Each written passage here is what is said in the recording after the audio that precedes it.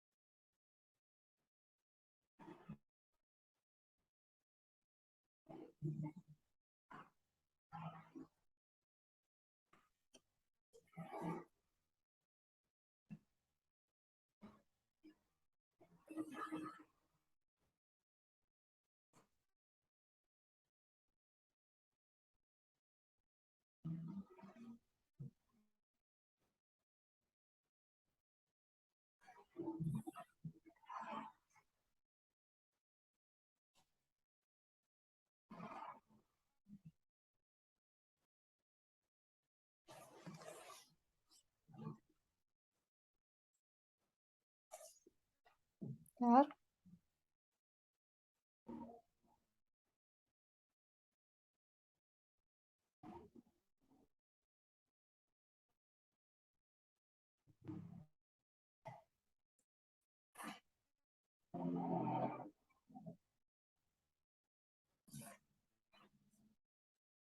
Pengertian ilmu ma'ani adalah wa ilmu yu'rafu bi ahwalul lafzi al-arabi allati biha yutabiqul kalam muqtadu al-hal.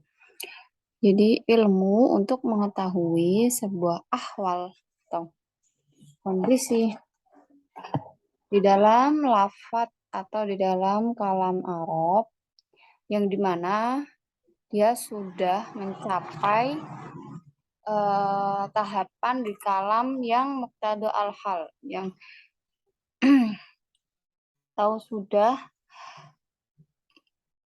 mempunyai kemampuan dalam muqtadu al-halnya dalam menentukan sebuah kondisi dan situasi. Jadi ilmu ma'ani itu untuk ini ya.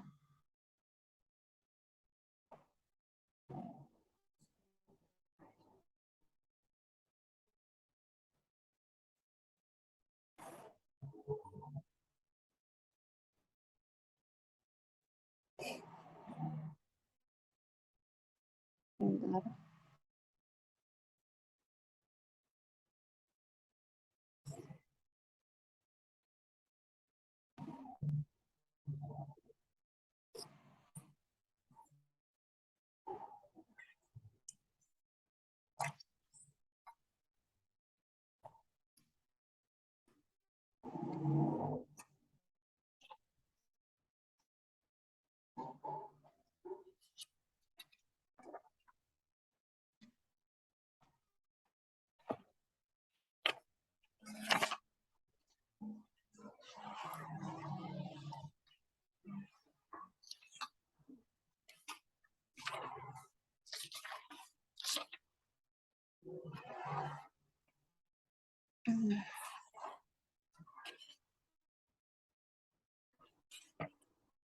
Seperti yang saya sebutkan tadi, yaitu ilmu ma'ani untuk seorang mutakalim agar terjaga dari kesalahan berbicara. Nah, ini pembahasannya ada 8. Membahas ilmu ma'ani yang pertama itu ahwalul isnad al-khabari, yang kedua al-musnad ilaih, yang ketiga al-musnad,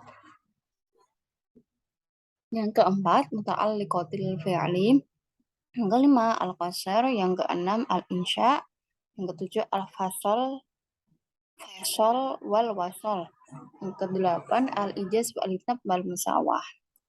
Kita ke pembahasan pertama, ta'riful khabar wal insya. Al-khabar qaul yahtamilu syidq wal kadhib lidati. Jadi perkataan yang mengandung sebuah kebenaran atau kebohongan di dalam zatnya, di dalam kalamnya. Kemudian insya itu kebalikannya dari al-khabar, yaitu qaul la yahtamilu syidq wal kadhib lidati. Jadi perkataan yang tidak mengandung kebenaran maupun kebohongan di dalam zatnya atau dalam kalamnya. Nah, ini terbagi menjadi beberapa hal. Samu al-insya ila talab wa ghairu talab. Yang pertama al-amr wa huwa talabul fa'il. Yang pertama itu amr. Yang kedua an-nahi wa huwa talabul kaf.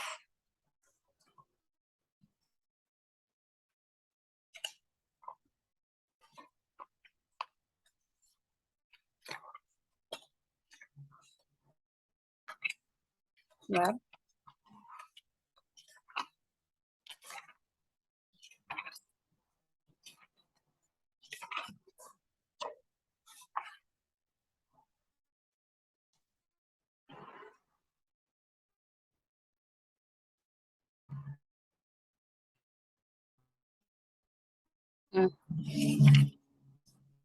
Talabul fi'il itu ya untuk menuntut sebuah pekerjaan. Seperti contohnya aqimus shalah. Nah, saya itu lupa mau nulis contohnya di sini.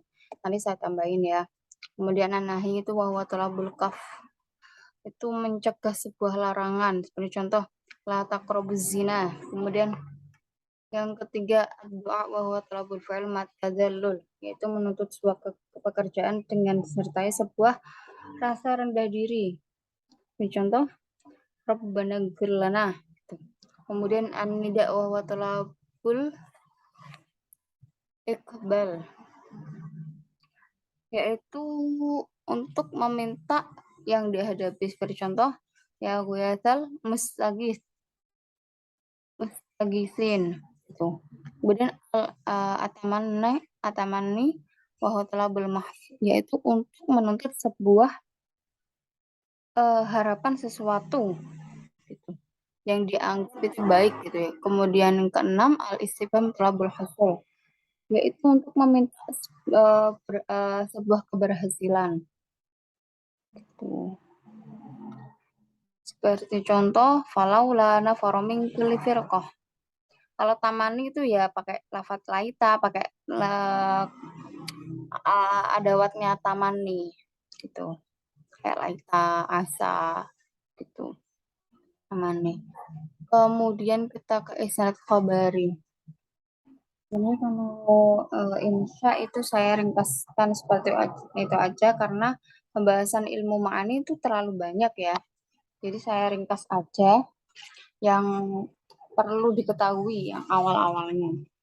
Nah, ism khabari wadu mukalima auma yajri majroha ila ukhra auma yajri majro ala wajhi yuqayyidul hukmi yuqayyidul hukmu bi anna mafhumin ahaduhuma sabitil mafhum al-akhar au mangfi anhu. Jadi artinya menghimpun kalimat atau lafaz yang sejalan dengan kalimat itu, jumlah khabariyah atau masdariyahnya dengan kalimat lain yang sekiranya memberi faedah akan adanya hukum dengan cara bahwa mafhum salah satu dari kedua kalimat yang dihimpun itu. Tetapi bagi yang maksud kalimat lainnya, seperti contoh hukum benarnya Zaid pada lafaz. Oh, jadi seperti itu ya. Pokoknya menghimpun kalimat atau lafadz yang sejalan dengan kalimat atau jumlah khabar sama masdariyahnya dengan kalimat lain. Nah, kita ke contohnya itu ya seperti hukum benarnya Zaid pada kalam, Zaidun kadibun au kadaba Zaidun. Atau tiadanya, ini kan sabit ya. Kalau ini mangfinya, kalau mangfi tiadanya ditiadakan. Hukum itu daripadanya. Nah, seperti contohnya Zaidun lam yaktib atau lam yaktib Zaidun. Kayak perkataan aja sih, perkataan yang sejalan dengan kalimat itu atau khobariyah dengan kalimat lain gitu. Kayak gitu ya. Kemudian musnad, musnad itu ada yang namanya fi'lul tam. Jadi ini ada kayak pembagiannya gitu sih. Mawadi'ul musnadnya ya. Mawadi'ul musnad seperti contoh kita ke pembahasan fi'il tam seperti kalimat kalamullah faqada rabbuka. Faqada fi'il tam yaktafi bimarfu'ihi wa huwa rabb lidha yusamma musnadan. Jadi qada itu merupakan fi'il tam yang cukup untuk merofakkan yaitu Allah. Jadi faqada rabbuka. Qada itu diperuntukkan sudah cukup untuk Allah. Jadi dia dianggap fi'ilnya itu sudah sempurna gitu ya. Kemudian yang kedua ismul fi'il seperti contoh hayhata al-iktilaf. Pasti tahu lah ismul fi'il yang kayak apa.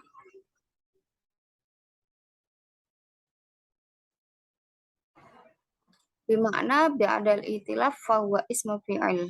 Jadi setelah iktilaf itu ada ismul fi'il. Fihi ma'nal fi'il la hurufuhu wa huwa musnad. Kemudian yang ketiga al-mubtada alladhi yaktafi bimarfu'ihi. Yang ketiga itu mubtada. Mubtadanya mana? Aqaimu Muhammad.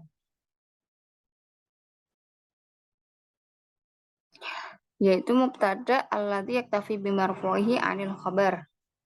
Yang marfu'nya itu merupakan dari khabarnya seperti contoh aqaimu. Nah, itu untuk mubtada yang cukup di dalam rofaknya dari sebuah khabar.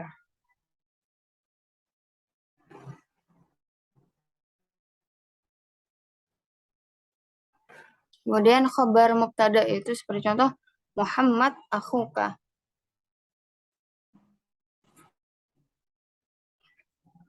Fa Muhammad fa akhuka khabar an Muhammad. Jadi akhuka ini merupakan khabar dari Muhammad, yaitu dia sebagai musnad. Kemudian ada ma asluhu al khabar. Inna Muhammadan akhuka.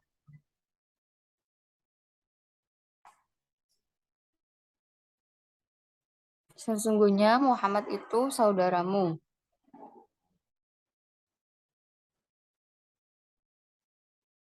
Jadi akhuka itu merupakan dua jumlah ya, aku sama ka. Tapi dan dihukum dan asalnya itu merupakan khabar. Makanya ada dua musnad. Kemudian al-masdar naibu an fi'il amr. Jadi masdar naib fi'il amr, bukan fi'il mudhari ya. Kalau ini fi'il amr seperti contoh dorobar riqab. Nah, lafaz doroba ini merupakan sebuah masdarnya naib an fi'il amr yang takdirnya doroba itu sebenarnya takdirnya itu fad ibu gitu. Dalam bahasa musnad itu apa? Nah, kita ke musnad.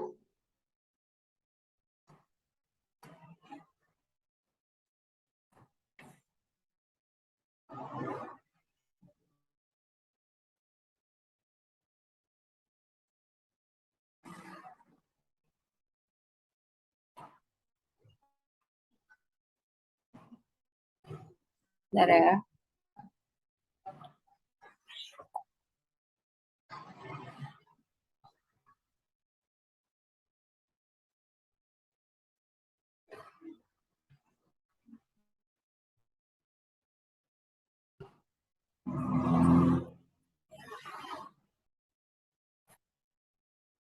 Musnad itu dia merupakan sebuah kalam yang tempatnya berada pada khobar atau fi'il.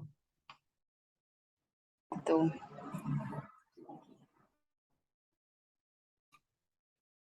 Nah, seperti contoh yang tadi kan ada fi'il utam ya. Musnadnya yang mana? Ya wakodo itu. Fi'il utam contohnya wakodo robuka, maka musnadnya sebagai wakodo gitu. Karena dia fi'il. Itu sih. Kemudian kalau musnad ilaih, dia terletak pada mubtada dan fa'il. Maka pembagiannya seperti berikut, yaitu fa'il. Seperti contoh, kharaja Muhammad.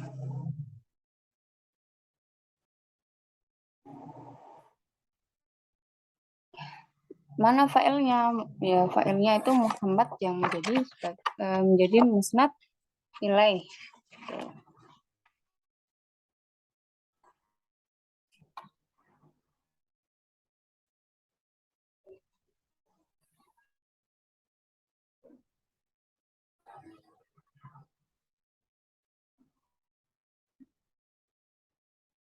Kemudian yang kedua, naibul fa'il, seperti contoh, fahina ad-darsa.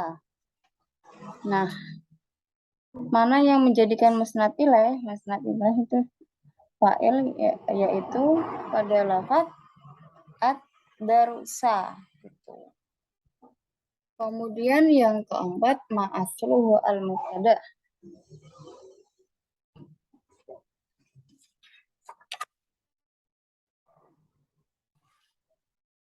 Al-mubtada dulu, Muhammad akhuka alladzi lahu khabar.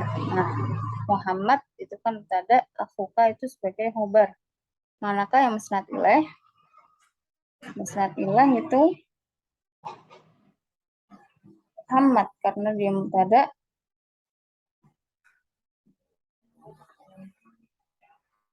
Kemudian akhuka itu disebut musnad gitu. Ma asluhu al-mubtada yang keempat, bata Muhammad sahiron. Manakah yang menjadi musnad ilaih? Musnad ilaih terletak pada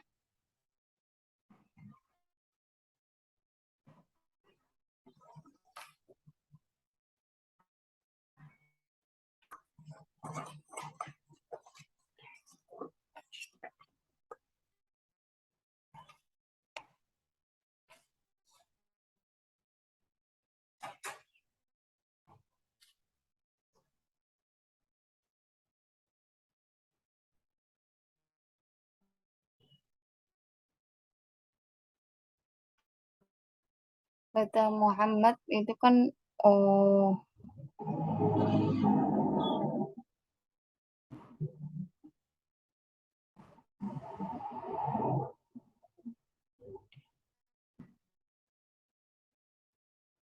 bata Muhammad sahiron. Nah, kita ke contohnya yang bata Muhammad sahiron. Dia Muhammadnya ini sebagai mubtada.